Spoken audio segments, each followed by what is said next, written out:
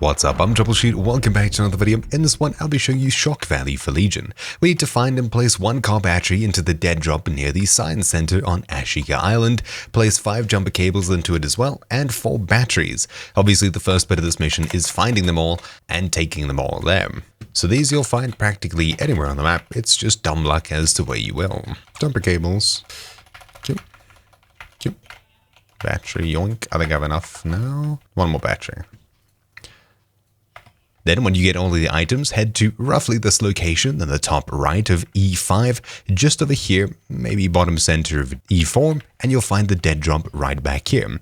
I'll add the car battery, the normal batteries, and the jumper cables to the dead drop, and close it. We'll need to wait, add the last 2, and there we go. We're done with the mission now. So thank you for watching. That has been Shock Value for Legion. My name's been Troubleshoot, and I'll see you all next time. Ciao.